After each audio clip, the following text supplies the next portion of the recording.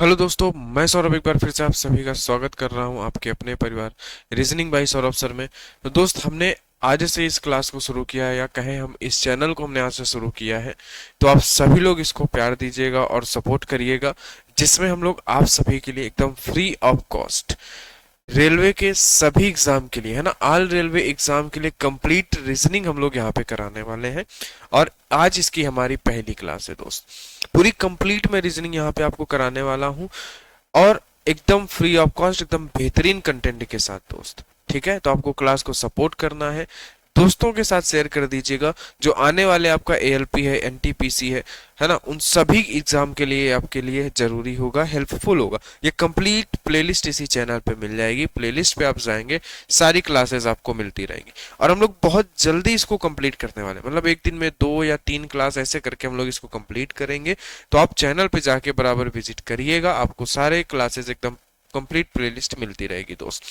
तो आज की क्लास को हम लोग शुरू करते हैं दोस्त, बिना किसी देरी के। अल्फाबेटिकल सीरीज, यानी कि जिसे आप कहते हैं, है ना, अंग्रेजी, है ना, वर्णमाला।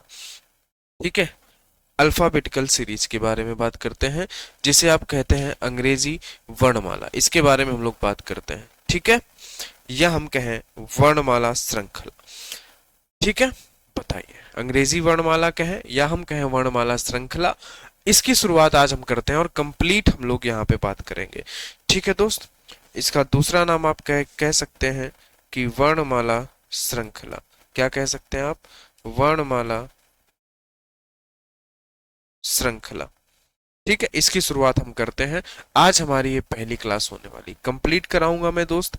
तो चलिए दोस्त, आज की क्लास को हम लोग शुरू करते हैं। और क्लास को शुरू करने से पहले मैं आपको बता दूं कि जो अल्फाबेटिकल सीरीज, जो हमारा चैप्टर है, ये रीजनिंग पढ़ने से पहले बहुत ही एक बेहतरीन, और अगर हम कहें तो बहुत ही इंपॉर्टेंट ये चैप्टर होता है। क्यों होता है? क्योंकि इससे आपको अल्फाबेटिकल प्लेस की वैल्यू, जो अल्फाबेट होते हैं उनके प्लेस की वैल्यू याद हो जाती है दोस्त।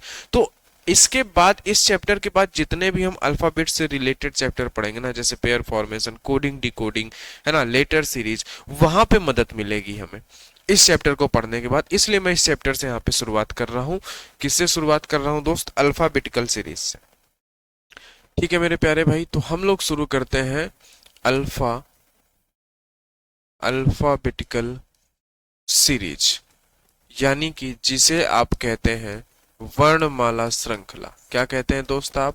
जिसे आप कहते हैं वर्णमाला श्रृंखला। तो यहां से हम शुरुआत करते हैं। अब अगर मैं बात करूं दोस्त वर्णमाला श्रृंखला की, तो अभी तो मैं आपको प्लेस वैल्यू सिखाऊंगा ही, लेकिन मैं आपको बता देता हूं कि वर्णमाला श्रृंखला के अंदर क्वेश्चन कितने तरीके के बनते हैं, कितने टाइप के बनते हैं, है ना। ये जो वर्णमाला श्रृंखला है, जो सीरीज है, कितने तरीके की बनती है। तो दोस्त, सबसे पहले आपको पता है कि जो हमारे पास अल्फाबेटिकल सीरीज होती है, वो कौन सी होती है? वो होती है ए, बी, सी, डी, और इसी तरीके लगातार चलती रहती है एक्स, वाई और जेड। बोलो, यहां तक क्या किसी को दिक्कत? कोई दिक्कत नहीं होगी, क्योंकि आप सभी को पता है कि यही हमारा एक अल्फाबेट होता है, या हम जिसे कहें अल्फाबेटिकली हमारी एक सीरीज होती है, क्योंकि हमारी यही वर्णमाला है ना। अगर हम लोग इंग्लिश वर्णमाला की बात करें, है ना, इंग्लिश अल्फाबेट की बात करें, तो ए से लेकर जेड तक हमारी ये है। तो ये तो हमारी एक पहली नॉर्मल सी सीरीज होती है, जो आप सभी को पता है। लेकिन इसी सीरीज को तोड़ मड़ोड़ कर एग्जामिनर में और भी सीरीज बनाई और उनसे रिलेटेड क्वेश्चन पूछे, वो कौन सी सीरीज है उनकी बात करते हैं। ठीक है दोस्त, जैसे कि दूसरी सीरीज इसी से एग्जामिनर में बना दिया कि इसको रिवर्स ऑर्डर में लिख दिया, यानी कि जेड, वाई और एक्स लिख दिया, और आगे इसको इन्होंने बढ़ा दिया कि मेरे प्यारे भाई बी है, सी है और क्या है? डी है। समझ गए? अच्छा, तीसरी सीरीज, अब इसके बाद एग्जामिनर क्या बना सकता है? क्या आप सभी को अंदाजा आप लगा सकते हैं?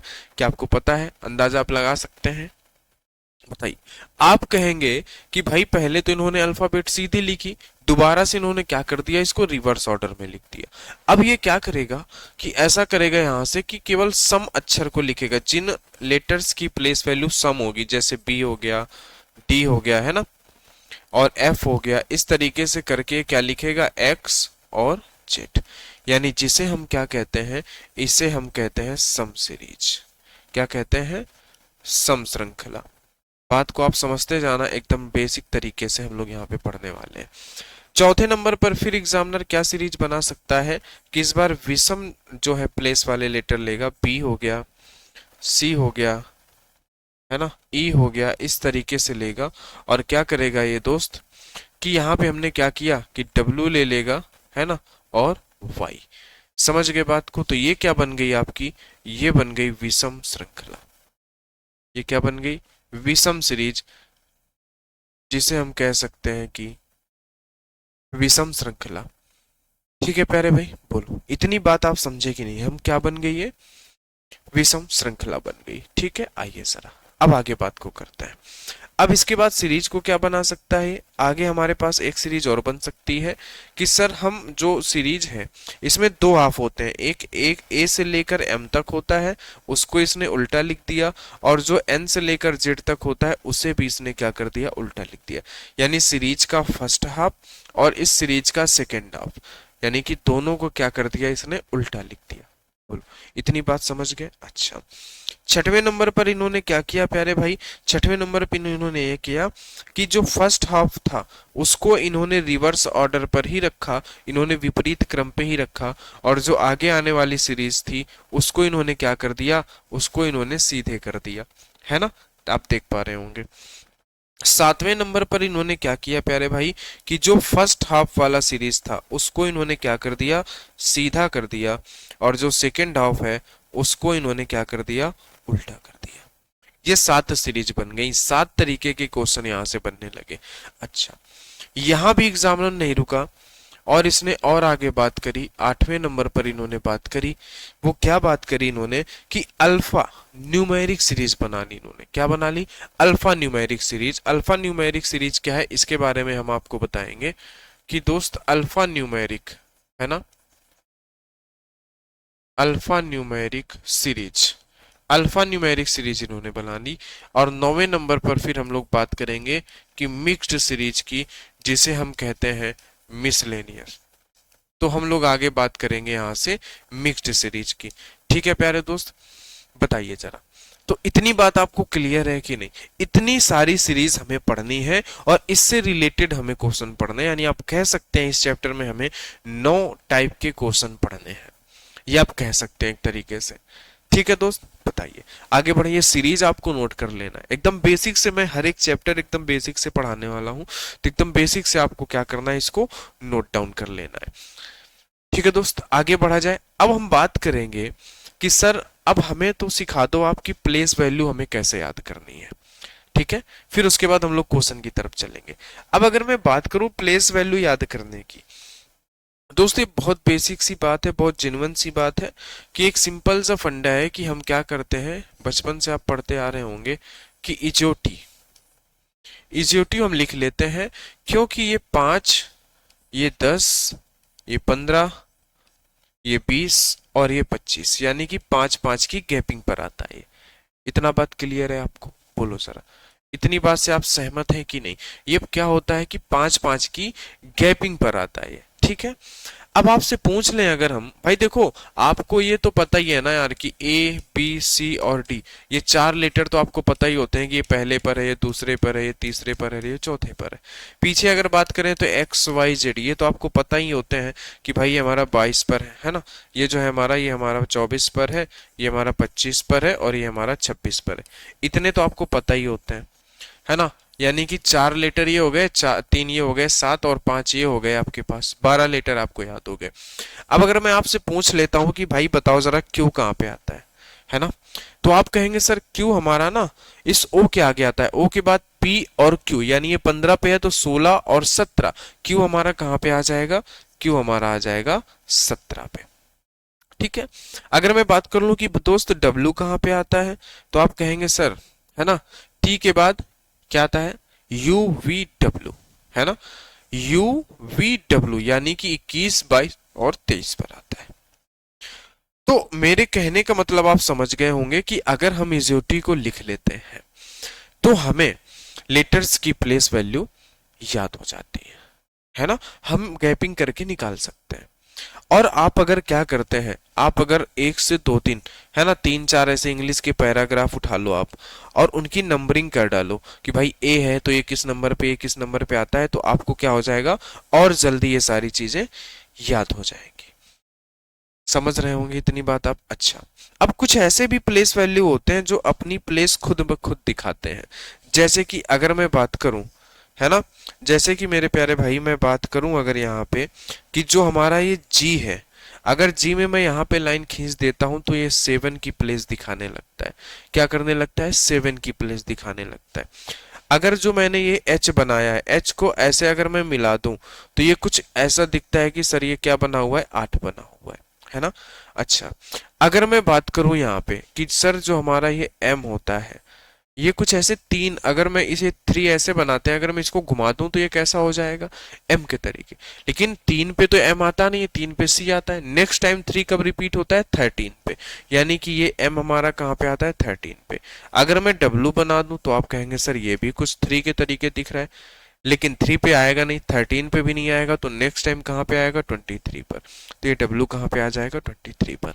अगर मैं बात करूं यहाँ पे प्यारे भाई आई की, तो आई देखो, अगर आप इस तरीके से आई बनाते हैं कुछ लोग, है ना, तो ये कैसा शेप दिखाता है? ये 9 की शेप दिखाता है ना। तो देखो 1 2 3 4 5 आपको यहाँ से याद हो गए, 5 यहाँ से हो गए 10, है ना, और 4 ये याद है, 10 4 14, 14 और 3 17, 17 और 2 ये हो गए आपके, है ना। इस तरीके से आप याद कर सकते हैं, कोई दिक्कत वाली बात नहीं, ये खुद अपनी प्लेस वैल्यू दिखाते हैं। अगर मैं बात करूं एफ की, तो हम लोग 6 कुछ ऐसा बनाते हैं, है ना। अगर हम इसको ऐसे मिलाते हैं तो ये 6 कुछ तरीके इस तरीके से बन जाता है ना। तो एफ को आप कह सकते हो कि सर एफ हमारा 6 पे आता है। फिर कह कुछ लोग कहेंगे सर पी भी तो ऐसे बनाते हैं, है ना, तो पी हमारा कहाँ पे आ जाता है? 16 पे आ जाता है। तो इस तरीके से आप प्लेस वैल्यू याद कर सकते हो। प्लेस वैल्यू याद करना बहुत बड़ी बात नहीं है। आप उसका अगर 1 2 3 दिन रिवाइज कर लोगे, इस चैप्टर को पूरा पढ़ते पढ़ते ही आपको प्लेस वैल्यू पता हो जाएगी। ठीक है भाई, चलिए आगे बढ़ा जाए। आइए, तो आगे बढ़ने से पहले ये जो हमने सीरीज उठाई थी ये वाली, हम इस सीरीज से शुरू करेंगे, जो हमारी नॉर्मल सीरीज होती है। इस सीरीज से हम क्वेश्चन को शुरू करेंगे और धीरे धीरे वहां पे मैं क्वेश्चन के साथ ही आपको सारी बातें बताता हुआ चलूंगा। जैसे कि ये रहा आपका पहला क्वेश्चन। पहला क्वेश्चन आपका क्या कह रहा है दोस्त?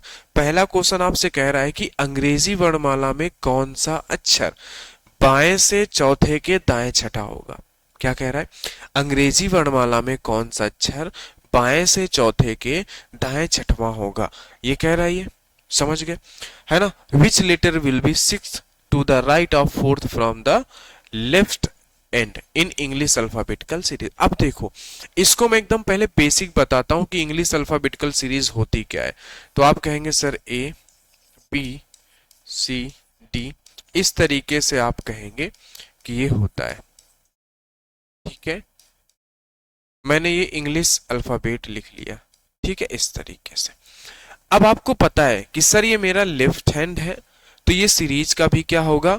लेफ्ट हैंड होगा, यानी कि बायां सिरा होगा। ये मेरा राइट हैंड है, तो ये सीरीज का भी राइट हैंड होगा, यानी कि ये दायां होगा। जैसे हमारा दायां वैसे सीरीज का दायां, जैसे हमारा बायां वैसे सीरीज का बायां। ये दायां बायां कभी नहीं बदलता है। सीरीज भले बदल जाए, ए भले हमारा उठ के इधर आ जाए, जेड हमारा इधर चला जाए, लेकिन बायां और दायां तो नहीं बदलेगा आपका ना। हाथ तो आपके उधर ही रहेंगे, बायां इधर है तो दायां इधर रहेगा, वही चीज है। तो जब आप इस तरीके से खड़े होते हो तो सीरीज का ये बायां और सीरीज का ये दायां, ये हमेशा आपको याद रखनी है, पहली पॉइंट। अब जो हमने बात करी है पहले पॉइंट की, वो ये है कि बायां हमारा ये सिरा, दायां हमारा ये, हमेशा यही रहेगा। अब क्वेश्चन पढ़ो। अंग्रेजी वर्णमाला में कौन सा अक्षर बाएं से चौथा, किधर से? बाएं से चौथे के, तो बायां ये है। बाएं से चौथा कौन सा है? तो आप कहेंगे सर बाएं से चौथा हमारा ये है। ये क्या है सर? ये बाएं से चौथा। बाएं से चौथा, बाएं से चौथे के दाएं छठवां होगा। बाएं से चौथे के दाएं छठा, बाएं से चौथा ये है। अब इस चौथे के दाएं छठवां, दायां किधर होगा? इधर ही तो होगा इसका भी भाई। अगर दायां इधर है हमारा तो इसका भी तो दायां इधर ही होगा। तो दाएं छठवां, तो पहला दूसरा तीसरा चौथा पांचवा और छठवां, ये रहा। तो आप क्या कहेंगे सर? आंसर हमारा क्या है? जे है। आंसर हमारा क्या है? जे है। तो अब एक बात बताओ जरा मेरे प्यारे भाई, कि क्या आप इस तरीके से एग्जाम हॉल में क्वेश्चन करेंगे? बताइए जरा, क्या आप इस तरीके से क्वेश्चन करेंगे? नहीं प्यारे दोस्त, बिल्कुल नहीं। आप इस तरीके से क्वेश्चन नहीं करेंगे एग्जाम हॉल में। ऐसे करेंगे तो फिर तो हो चुका है ना, फिर तो समय व्यतीत हो जाएगा, आप क्वेश्चन पेपर सॉल्व नहीं कर पाएंगे, टाइम चला जाएगा। तो हमें करना क्या है, अब हम देखो जरा आपको बताते हैं कि किस तरीके से आपको क्वेश्चन को करना है। सबसे पहली बात, यहाँ पे जो लिखा है इन्होंने बाएं और दाएं, क्या हमेशा ये सेम रहेंगे? नहीं, हमेशा ये सेम नहीं रहते हैं। क्या हो सकता है, जरा देखो जरा, अब बात को समझना। अब हम लोग चैप्टर के अंदर चल रहे हैं, अब बात को समझिएगा। कभी ये लेफ्ट और लेफ्ट यानी कि बाएं से बाएं हो सकते हैं, कभी ये राइट और राइट दाएं दाएं हो सकते हैं, कभी ये लेफ्ट और राइट हो सकते हैं, कभी ये राइट और लेफ्ट हो सकते हैं।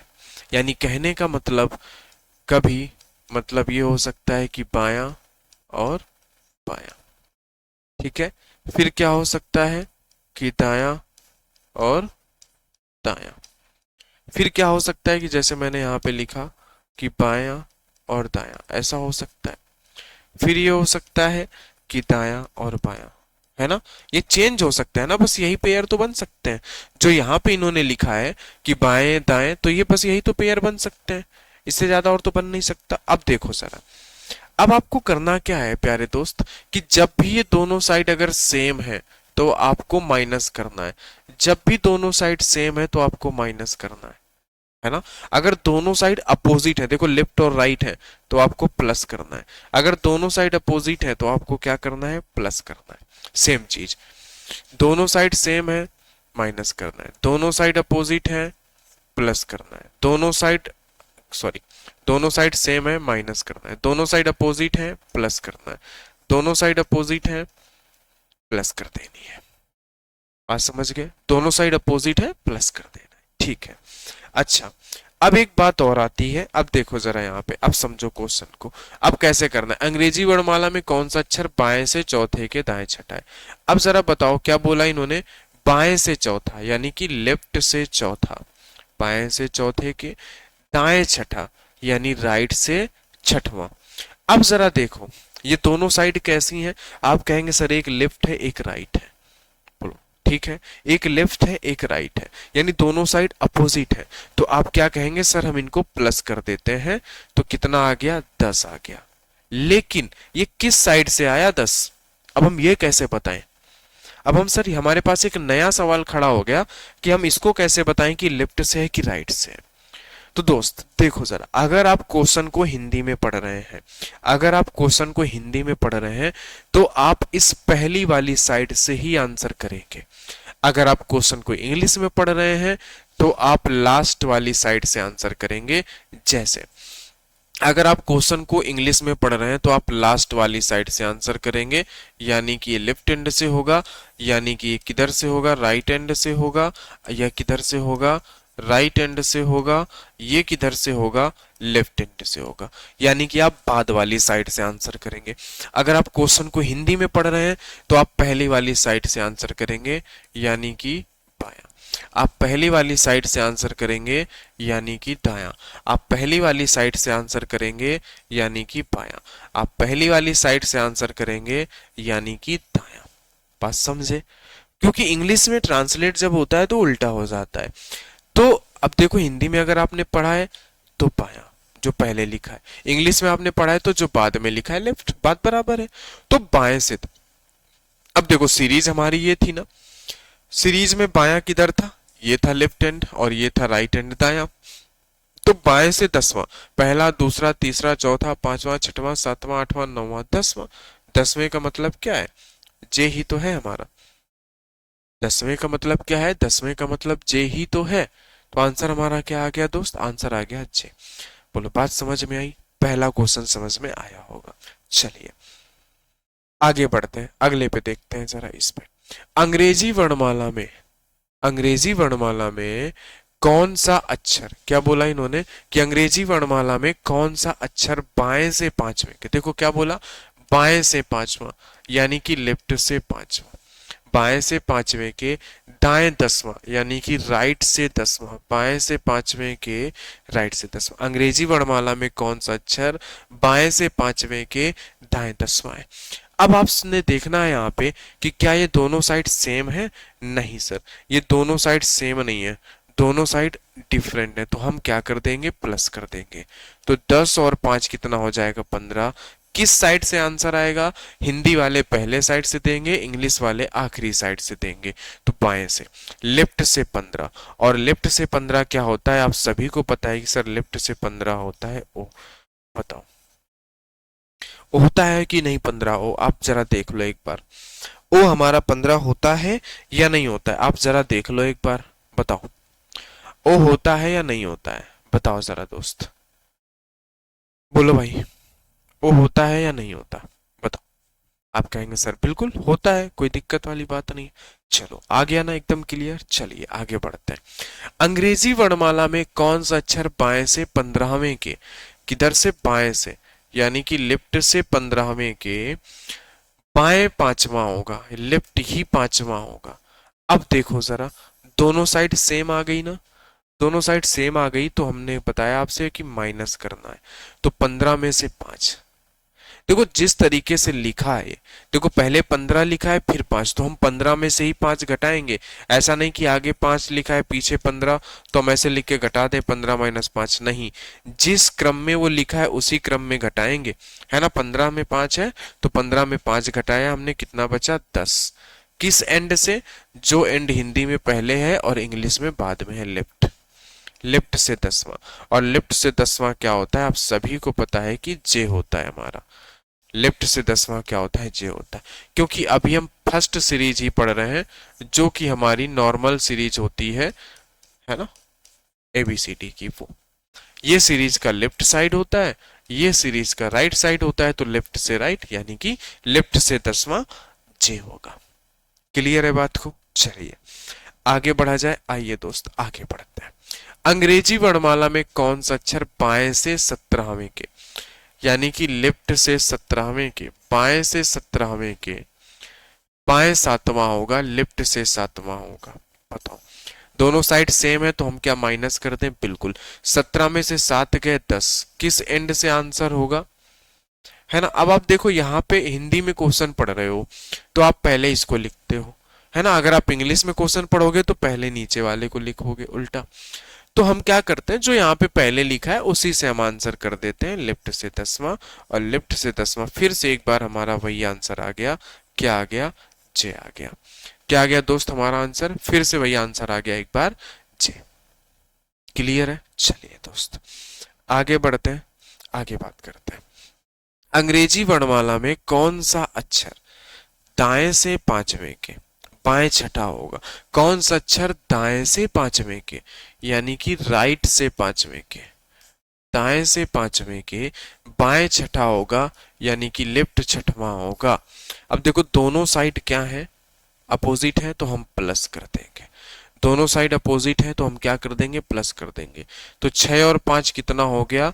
11। अब किस एंड से आंसर? जो हमने पहले लिखा है, यानी कि राइट एंड से आंसर, है ना। यानी कि जो पहले यहाँ पे लिखा है। भाई आपने अगर हिंदी में क्वेश्चन पढ़ा है तो पहले इसी को लिखेंगे, इंग्लिश में पढ़ेंगे तो पहले पीछे से लिखना शुरू करेंगे, बात सेम है। तो जो यहाँ पे पहले लिखा होता है उसी से आंसर कर देते हैं, राइट से 10वां। अब देखो जरा, बात तो फंस गई भाई।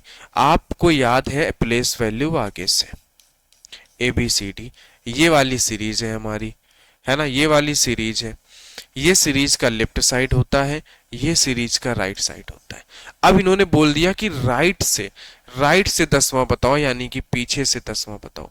आपने बोला कि सर अगर ये हमसे पूछा होता, अगर ये हमसे पूछा होता कि आगे से 10वां बता दो तो हम बता देते आंसर जे। लेकिन नहीं, इन्होंने आगे से 10वां हमसे नहीं पूछा, इन्होंने पूछ लिया हमसे पीछे से 10वां। बात तो फंस गई। अब हम क्या करें? कोई दिक्कत वाली बात नहीं है, हमें कुछ नहीं करना है। मैं आपको बताता हूं, जब आपको क्या हो ना कि आंसर आपको इधर से याद हो, प्लेस वैल्यू लेटर की आपको इधर से याद हो, और क्वेश्चन में आपसे उल्टा साइड से पूछ रहा हो, तो आपके मन में एक बात चल रही होगी कि सर अगर ये इधर से ना पूछ के हमसे इधर से पूछता तो हम तो बता देते हैं, तो मैं कहूंगा कोई दिक्कत नहीं भाई, आप इधर बैठे हो ना, इधर से आंसर पूछ रहा है ना, आप उठ के इधर आ जाओ। और आपको इधर से उठ के इधर आने के लिए बस एक काम करना पड़ेगा कि आप टोटल जितने लेटर क्रॉस कर रहे हो, टोटल जितने लेटर क्रॉस कर रहे हो उतने में से एक ज्यादा में से घटा दो उसको। जैसे आप इस जेड से उठ के एक ही तरफ आओगे तो टोटल 26 लेटर क्रॉस करके आ रहे हो, तो 26 में से एक ज्यादा यानी कि 27 में से घटा दो किसको, जो भी पूछ रहा है। तो 27 में से 10 आप घटा दो तो आंसर आपका आ रहा है 17। 17। अब आपने क्या कर दिया, अब आपने साइड चेंज कर दी। जब आप 27 में घटा देते हो, जैसे पहले राइट में पूछ रहा था ना, तो अब आप उधर से उठ के जब 27 में घटा दोगे तो उठ के इधर आ जाओगे, यानी अब राइट का लेफ्ट हो चुका है। तो लेफ्ट से 17 और लेफ्ट से 17 आप सभी को पता है प्यारे दोस्त कि क्या होता है, क्यू होता है। लेफ्ट से 17 क्या होता है दोस्त, लेफ्ट से 17 हमारा क्यू होता है। बोलो ये आप सभी को पता है कि नहीं, बताओ ये आप सभी को पता है कि नहीं, बोलो भाई, बता दो इतनी बात, बोलो, है ना। अच्छा 6 और 5 11 है, अच्छा ऐसी बात है क्या, 6 और 5 11 है दोस्त, यहाँ पे मैंने 10 ही लिख दिया क्या, कोई बात नहीं, आप 11 घटा दोगे आ जाएगा। प्रोसेस तो वही है ना, सेम है, बस उसको आप सही कर लेना। यहाँ पे 11 है तो यहाँ पे आ जाएगा आपका क्या 16, और 16 आएगा तो 16 का मतलब होता है पी। 16 का मतलब क्या होता है पी, है ना। बात देखो बस समझने की थी, वहां पे मिस्टेक हुई कि 11 है, आप 11 कर लो, बात वही है, सेम है ना। तो कितना आ गया आपका, आपका आंसर आ गया पी। कोई दिक्कत कोई समस्या नहीं। अब देखो हमने 27 में इसको क्यों घटाया है, ये हमारा रैंकिंग एक चैप्टर है। कौन सा चैप्टर है, रैंकिंग। रैंकिंग चैप्टर जब आप पढ़ोगे तो वहां पे इस बात को सीखोगे। मैं थोड़ा सा आपको यहाँ पे बता देता हूं। जैसे मैंने कहा कि ABCDEF,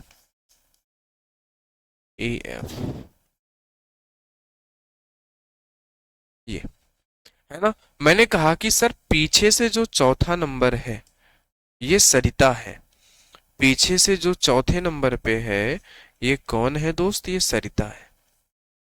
ये जो जी है ये पीछे से चौथे नंबर पर जो है ये सरिता है। मैंने कहा अब इसका आगे से स्थान बता दो। तो देखो जरा, पहला दूसरा तीसरा चौथा पांचवा छठवां सातवां, सातवां स्थान आगे से है पीछे से चौथा है, यानी कि आप पंक्ति में 11 लोग हैं, नहीं। हमें जब इसको पीछे से चौथा था आगे से स्थान निकालना था तो टोटल कितने लोग हैं, टोटल 10 लोग हैं।